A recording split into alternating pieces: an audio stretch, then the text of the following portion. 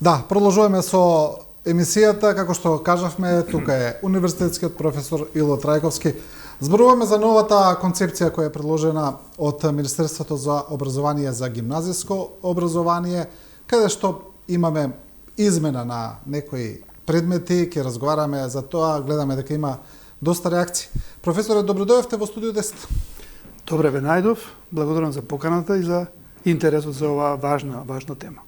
Се разбира, телевизија 24 ја следи темата константно во информативните изданија, во дебатните емисии.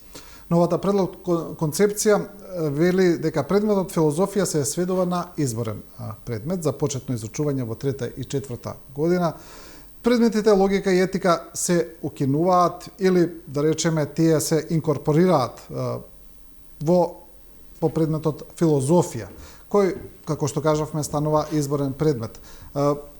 Имаше доста реакции, гледаме не само од академската заедница, видовме реакции и од самите студенти на филозофскиот факултет, од експерти, кои велат во суштина дека ова не е добро решение. Вашиот став? Па, видите, ова е повеќе прашање за колегите од Институтот за филозофија, бидејќи најдиректно нив ги тангира. Меѓутоа, од моја позиција како професор по социологија, сметам дека филозофското образование е многу важен елемент, компонента на гимназиското образование, со оглед на посебната улога која што има гимназиското образование во подсистемот на средното образование. Во таа смисла убеден сум, како што сум убеден за позициите кои што ги има мојот институт, нашиот за социологија, дека ставовите, гледањата, мислењата на колегите од овој институт, но и другите институти на филозофскиот факултет, бидејќи слични, не во таа мерка, ефекти нацртот има и врз други институти на факултетот.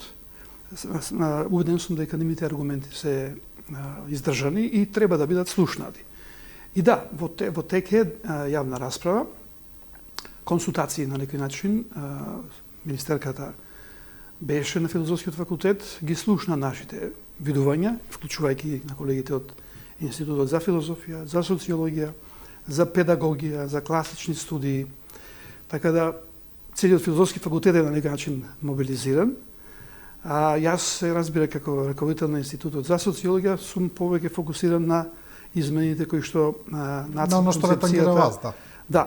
Да, не само заради, не сакам да кажам дека треба да гледаме на оваа концепција партикуларистички секој од својот агол, бидејќи тогаш ќе го изгубиме специфичното за гимназиското образование. Тоа е посебен, да речем, посебно место има во образовниот систем, така да убеден сум дека не може да оди филозофија без социологија, социологија без филозофија или психологија, како што сега се внесува во втора година како задолжителен предмет.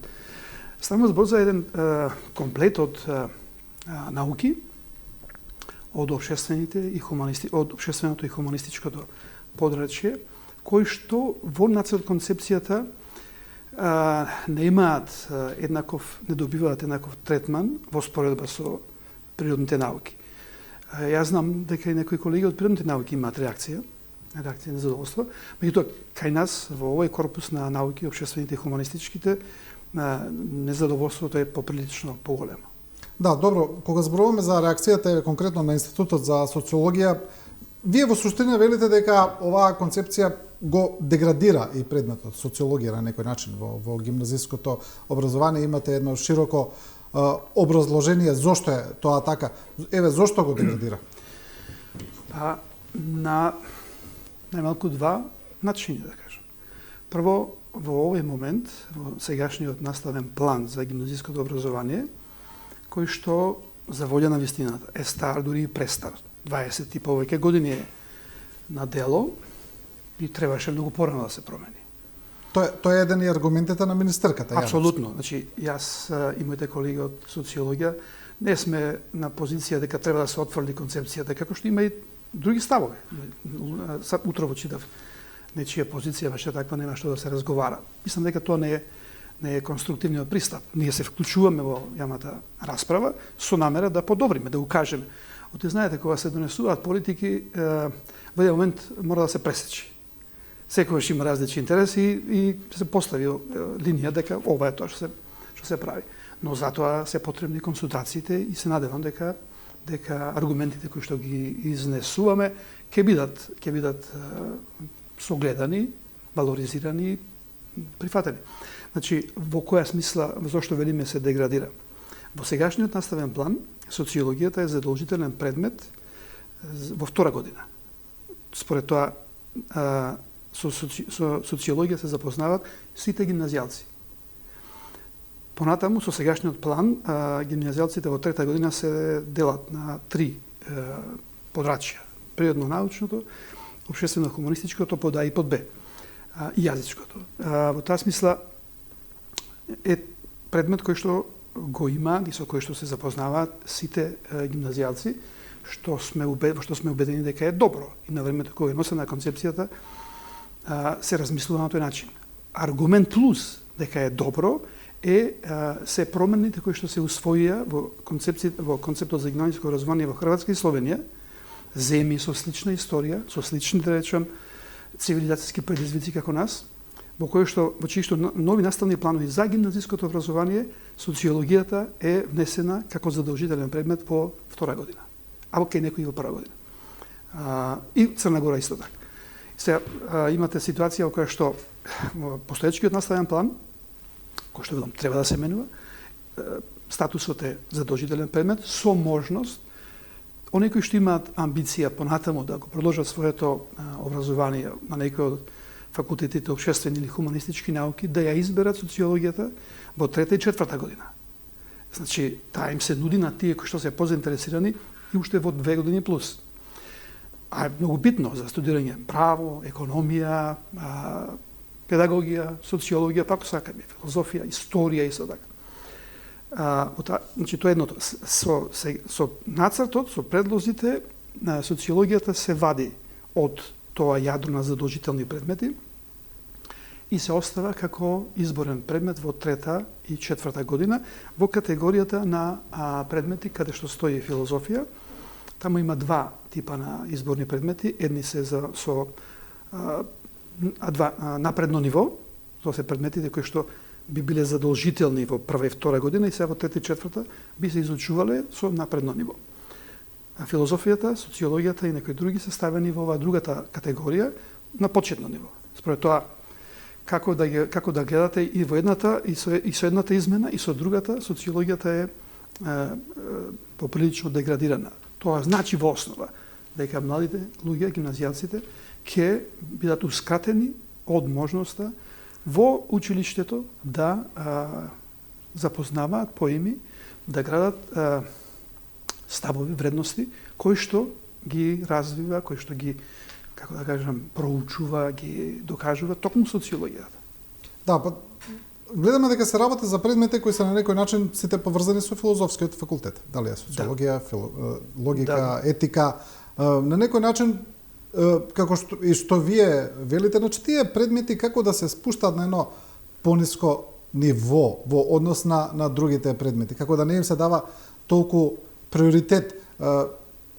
Значи мора да постои тука некаква стратегија, дали Министерството за образование можеби мисли дека еве во 21 век, во време на дигитално општество, во време на дигитализација, на владење на техника, ајде да речеме, дека можеби овие предмети имаат помало значење, дека не се толку потребни за учениците. Како вештини. Правите убава поента, провокативна, ама се надевам дека не е тоа предпоставката од која што поаѓаат авторите на концепцијата. Бидејќи не знам која би била друга, нели? Па може би чисто што би мислеле друга. Знаете што? Се надам дека нема малициозни некакви намери. Сакам да го продолжам ова, бидејќи ќе се надоврзи на она што имавте претходно разговорот со министерот за информатичко општество и дигитализација. Да. Тој зборуваше за дигитално општество и направи една убава поента дека дигитализацијата е техника, средство, а не нешто што само по себе ќе донесе промени. Како и секоја друга техника, зависи незините ефекти од општествената примена. Како ќе биде ставена, во какви цели ќе биде вклучена. Овде мислам нешто друго се работи повеќе. Него отфрлам ова како предпоставка дека има и една друга димензија која што би ја поврзал со местото на Македонија во меѓународната поделба на трудот. На оваа земја, како и на земјите од регионот, им е дадена на позиција на извор на работна сила, квалификувана работна сила. Затоа и се оди во голема мерка на така начиното средно стручно образование. И делот од промените кои се тука залагаат се во насока гимназијата да биде направена налик на средното стручно образование. Немам ништо против стручните училишта, напротив, но гимназиите имаат посебно место во нашата образовна историја, ако сакате, генерално. Така да тука имат едно такво влијание. Тоа мислам дека не е спорно, бидејќи финансиите за овој проект, како и за проектот за основно образование и претходно за реформата на стручното образование, доаѓаат од европски извори. И тука да именувам се малку по-строго, може да биде, колониалистичка политика ја има. И тоа сум ја чувствувал и во личните искуства и контакти со колеги од надвор. Меѓутоа, посилно е нешто друго. Кога се донесуваат образовните политики, овој тип реформи на одреден подсистем, знаете како е, времето е во Македонија, кај нас и пошироко, прилично ориентирано кон личните, групните интереси. И зависи со која од тие групи ќе се наметни во даден момент во соодветните образовни институции. Во овој случај во Бирото за развој на образованието, која што е институција одговорна за иницирање на промените, следење и иницирање на промените, или во Министерството за образование.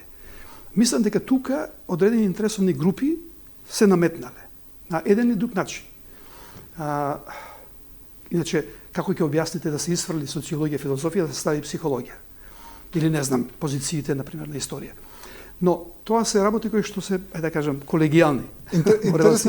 Интересни групи во каква насока? Мислите на професионални, значи јас ако сум поблиску до министерката или до директорот на Бирото за развој, или има повеќе доверба во мене, ќе ми поклони доверба и јас ќе го форсирам интересот на мојата професија, на мојата наука.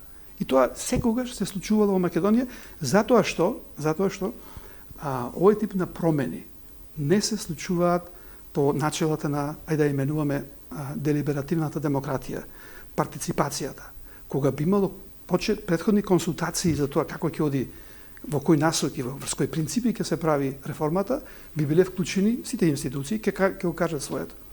Јас не сум, да речам, идеалиста во таа смисла и знам дека и да имало такви, секој ќе настојува своето да го вклучи.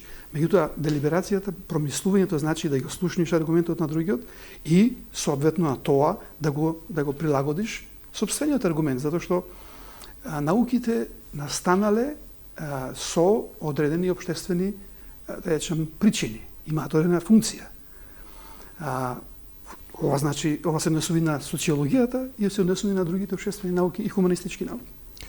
Еве, министерската Јаневска токму за ова вели вака, не е точно дека нема јавна дебата, ова го има кажано во собрание, бев на филозофскиот факултет, се стретнав со нивни представници, таму беа декани, раководители на психологија, на социологија.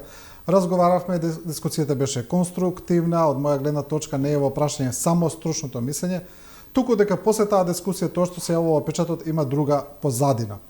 Се договоривме во рок од 8 до 10 дена да дават предлог, значи мислам дека тие 10 дена се уште не се истечени за вашите предлози. Мислам дека истекоа беше рокот, официјалниот рок беше до 31 јануари, но имав информација дека е продолжен за неколку дена, кажа дека е денеска четврт или петти кои сме, така да мислам дека е затворена јавната расправа. Точно мислам дека да беше на филозофскиот факултет, не почести со своето присуство. Разговаравме, секој од нас ги изнесе ставовите кои што претходно ги формулиравме на ниво на институти, така да ги знае. Сега како понатаму ќе оди на крајот на краиштата, одговорноста е на министерката, односно на образовните власти. Ова што таа нишка која што на крајот ја споменавте дека има одредени погодности или како беше кажано, вели дека има во тоа што се јавува во печатот има друга позадина. Да, мислам дека Сега, јас би сакал во тој дел како раководител на Институтот за социологија да се оградам од оваа позадина. Нашиот интерес е професионален и интересот на профилот гимназијалец. Да, например, сега не можеме да ги спориме фактите дека опозицијската партија, денес го читав, утро читав, ја отфрла целосно концепцијата. Но, знаете како, политиката има своја логика на функционирање, на действување, науката има друга логика. Ние не забораваме дека, пред малку реков дека оваа концепција за реформа на гимназиското образование на некој начин се надоврзува на предходно оспорената, отфрлената концепција за реформа на основното образование, која донесуваше тогашната министерка Мила Царовска, мислечи. Целиот филозофски факултет бурно реагираше на тоа. И всушност имавме и други последици од тоа. Се надевам дека овој пат нема да биде така, нема да имаме последици за ова изнесување на личните, професионалните ставови на факултетот. Поентата ми е, политиката секогаш ќе си го бара своето во текомните општествени процеси и феномени и во тоа нема нешто невообичаено, како што и претходниот пат во таа ситуација со концепцијата за основното образование, тогаш опозицијската ДПМН беше многу против тоа. И сега ако гледаме дека има продолжение на истата логика на реформирање, може да се прашате, чеки сега, кога сме на власт, едни аргументи, кога сме во опозиција, други аргументи. Уште повеќе што, например, тимот кој што ја работеше концепцијата за измени на основното образование, беше познат, го знаевме. Меѓутоа, овој тим не го знаеме за реформата на нацрт концепцијата за реформа на гимназиското образование. Предпоставка е дека истиот тим. Затоа што, веројатно, финансиските ресурси доаѓаат од надвор, предпоставувам дека тие сакаат да продолжат да работат со истите луѓе. Да, кога зборуваме за таа политизација, која некогаш е можеби и реална, некогаш не, таа се повторува, како што велите, со различни влади, со различни структури, но секогаш постои. Па некогаш дури, како што вие велите, стручната јавност, која навистина е стручна, професионалци кои работат на одредено поле, дури се плашат да ги кажат своите ставови, бидејќи се плашат дека ќе бидат протолкувани погрешно, дека ќе бидат ставени во политички контекст. Тоа е нешто што кај нас не е ново, се повторува и секогаш постои таков еден момент. Апсолутно, се согласувам со тоа, затоа што, знаете што, секоја промена предизвикува реакции. И во физиката, секое тело, кое што стои на своето место, има по законот на инерцијата тенденција да остане таму кај што е. Особено во овие делови на јавниот живот, јавните институции, кога се врзуваат со интереси, со кариери на луѓе. Од тука не мислам нити дека самата стручна јавност е сосема чиста во тој дел, дека нема политичка позадина. Бидејќи во општествените науки има едно начело, социологијата особено долго време се бореше со тоа, со цел да ја избегне политизацијата, идеологизацијата, се пласираше начелото за вредностна неутралност на науката. Во смисла, му служиме и на Господа и на ѓаволот. Ја следиме само научната кауза и ништо повеќе. Меѓутоа, тоа е навистина помалку или повеќе невозможно да се постигне, па дури и во природните науки. Ја гледате какви влијанија има врз тоа, која техника, технологија ќе се развива, кои болести ќе се анализираат, истражуваат, затоа што има тука вградени интереси во тие конкретни политики. Така да во општествените науки идеолошкиот елемент е секогаш присутен. Меѓутоа, некогаш тој притисок и тие обиди за политизација стануваат многу видливи а тоа е случај кога се тие многу стеснети. Нема дилема. Образованието, гимназиското, стручното, основното е исклучително важно. По мене, тоа е најзначајната, училиштата се најзначајната институција за градење на граѓанската свест, на граѓанското образование, ако сакаме. Тука се формираат, тука се градат граѓаните во училиштата. И затоа е битно да се биде, да речем, да се имаат политики кои што ќе имаат таква интегративни ефекти. Ќе ги земат во предвид сите можни, релевантни видувања. Не можеме да избегнеме политизацијата, но затоа што резултатите ќе бидат на еден друг начин прочитани и ќе имаат ефекти врз конкретни одлуки кои што ќе се донесуваат. Она што реков, интересовите групи, позиционирања секогаш се сведуваат на крајот на краиштата кој што ќе добие, како и во политиката. Да, Дефиницијата е кој што добива и колку добива во политиката. И овде во овие измени најприземната калкулација е таа колку часови ќе се изгубат од еден предмет, колку ќе добијат од друг предмет, што тоа ќе значи за односниот институт, дали ќе има повеќе или помалку студенти, помалку и повеќе интерес за младите луѓе. И тоа е сосема легитимно. Не можеме да ги исклучиме луѓето да размислуваат на тој начин, но при тоа не треба да го забораваме и колку да е тешко да го домислиме јавното добро, јавниот интерес. Дека станува збор за гимназиско образование, за млади луѓе и она што се врати малку наназад за тоа што го допревте, дека овие дисциплини кои што се негуваат на филозофскиот факултет, филозофијата, социологијата, историјата, не ја споменавме, педагогијата, психологијата, тоа се дисциплините кои што ја развиваат самосвеста на општеството, национална или како ќе именуваме. Без такво нешто, ние ќе се сведиме на обични бројки, колку ќе може работна сила да испорачаме према западниот пазар. Да, тоа ми беше токму следното прашање. Значи, зборуваме за еден процес кој можеби на глобално ниво се нарекува дехуманизација, можеби е престрог термин, не знам, но сепак со растот на социјалните мрежи, со растот на технологиите, гледаме дека веќе се е на некој начин ориентирано во таа насока. Веќе секој сака да биде програмер, секој да сака да биде кодер. Се е претворено во едни технолошки бројки, во кодови и на крај во пари, се разбира како крајен исход на сето тоа. На крајот заедничкиот именител на се. Заеднички именител, но ми се чини дека тука токму овие дисциплини кои вие ги споменавте, еве, кои ги има најмногу на филозофскиот факултет, даваат една хумана димензија на образованието. Значи, луѓето кои работат за тие машини, за тие кодови, тие програмери, да имаат и нешто во себе што не прави да бидеме луѓе, нели, на крајот на краиштата.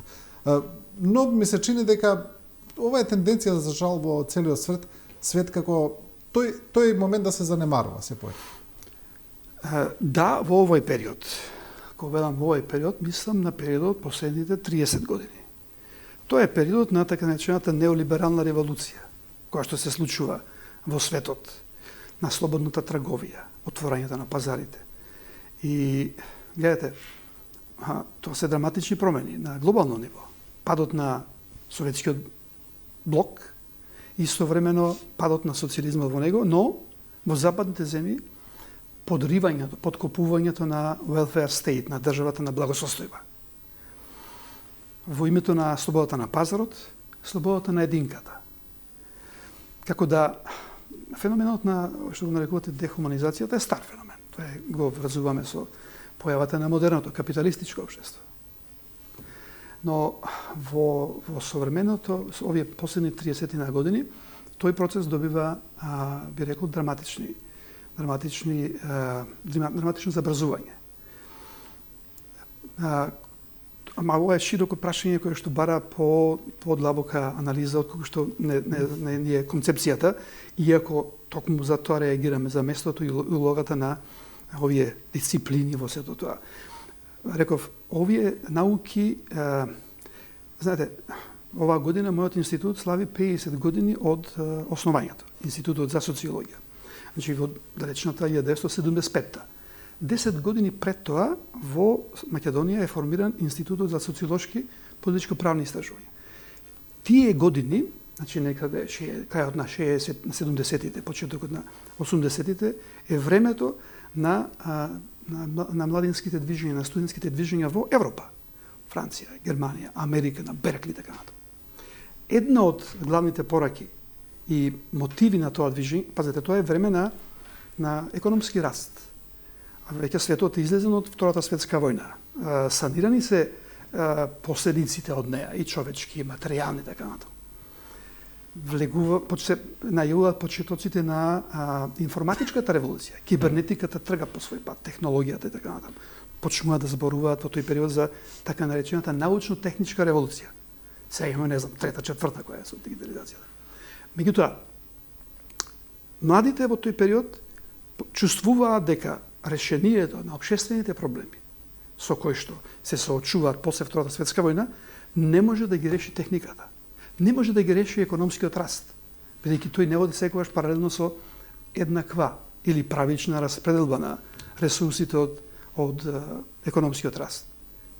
Нешто што и денес го имаме. Ние забележуваме раст кај нас во Македонија конкретно на бруто домашниот производ. Меѓутоа, тоа е пратено паралелно со огромни нееднаквости помеѓу различните категории населени. Ако го подигнеме на светско ниво, разликите се уште подраматични. Затоа што веќе нема механизми кои што ќе го тоа на некој начин подзапираат, подкочат. И затоа во тој период, 70-тите години, многу млади луѓе влегуваат да студираат психологија, студираат социологија, филозофија. Тоа е бумот на општествените хуманистичките науки после Втора светска војна. Јас само посакувам во еден момент да ни се случи тоа. Да сватиме дека дигиталната техника нема да ни ги реши ниту еден од проблемите на македонското општество. Да, дигитализација, апсолутно, не можеме да застанеме технолошки во однос како олеснување на секојдневните процеси зборуваме, да. И да речам справување со некои предизвици кои што не можеме поинаку да ги решаваме. Ние демографски паѓаме. Техниката, дигитална техника, во голема мера може да помогне во тој дел. Но општествените прашања, проблеми кои што ги третираат овој тип на дисциплини, си бараат свој пристап, си бараат своје решение. Затоа што тие не се произлезени од технологијата. Тие произлегуваат од меѓучовечките односи, од друштвените односи, општествените односи. Како гледаме едни на други? Дали ќе се стигматизираме, дали ќе се експлоатираме едни со други, дали ќе се искористуваме или ќе се почитуваме едни со други. За жал времето е такво на екстремен индивидуализам, екстремен егоизам, како да нема емпатија, нема солидарност во однос на другите. Вие убеден сум ќе го споделите со мене мислењето дека влада е начелото, снајди се. Небитно како. Денеска врвна вредност станува да имаш пари и моќ.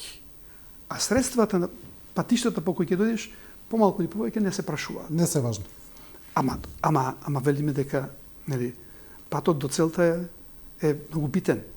Иначе ќе се сведиме на извиканата макијавелистичка формула дека целта ги оправдува средствата. За жал, токму тоа треба да го прави образовниот систем, треба на тој начин да ги едуцира. Да развива вредности. Да развива вредности. За праведност, за правичност, за добро, за лошо, за интеграција. Ние не сме изолирани атоми во овој свет. И ништо што постигаме или не постигаме не е само исклучиво на нашата волја. Така, да, во ова време на доминација на Холивуд и таа култура, испаѓа дека се зависи од нас. Ама многу работи. Јас пред известен период држав еден предмет во прва година, основни поими во социологијата, и ми беше многу интересно да ги прашам броџошите што ги натера да студираат социологија. Можев во основа на неколку годишна анализа да направам да издвоам два модела на одговори на тоа прашање. Еден емоционален, во смисла јас тоа го сакам и тоа го реши да го студирам. Веројатно тоа важи и за другите студиски програми. А другиот е рационален, во смисла види тука ми се видов дека тука ми се поголеми шансите да работам, да немам работување или да направам кариера и така натаму. Овој вториот најчесто по тивко се искажува, по калкулативно, бидејќи ги вклучува другите. Овој првиот е многу самоуверен, горд. Јас го правам тоа, како да не водам сметка, не ме тангира што другите мислат. Да, за жал е така. Професоре, за крај, кога зборуваме за носење на овие образовни стратегии, дали е стратегија за основно, средно или високо образование, ми се чини мене, не знам дали се согласувате, дека еден од проблемите е тоа што секоја политичка структура која носи таква стратегија, како да почнува од себе, како да почнува од нула. Значи, некако сите велат, јас, едно симплифицирано, јас мислам дека така треба, ова е стратегијата и одиме понатаму. Се сеќаваме дека имаше и доста поборни реакции во минатото. Се сеќаваме кога беше министерот Тодоров, например, министер за образование. Имавме едни протести, штрајкови во самиот универзитет. Но реакции има секогаш. Како да немаме една долгорочна државна стратегија, туку само парцијални стратегии кои почнуваат и завршуваат со секој министр. Се согласувам дека е така, иако Македонија има стратегија за развој, тоа на во еден момент се почитува, колку се имплементира. Ману. Да. И искрено прашање во вакви динамични околности колку можете да имате детално разработена стратегија, затоа што околностите се менуваат и ние сме прилично зависни од надворешните фактори. Меѓутоа држи тоа дека долго време така се поставува работите. И знаете, она омилена формула на многу политичари, ова некој потек што ќе го направат или решение е историско. До сега такво нешто не било. Во таа смисла се почнува од мене. Иако морам да приметам дека вчера ми се чини гледав на телевизија еден момент кога се посочи дека и претходните некои промени се направени претходно. Мислам дека како и политичката елита наша ќе зрее, ќе почне да ги препознава и нивните опонентите, своите опоненти, како дел од една целина, како дел од едно општество, како дел од една нација. Она што го докажува социологијата, дека постои нешто такво. Иначе, кога тргаме по таа логика, се почнува од мене, ги комплетно негира и порекнува сите други обиди кои што постоеле.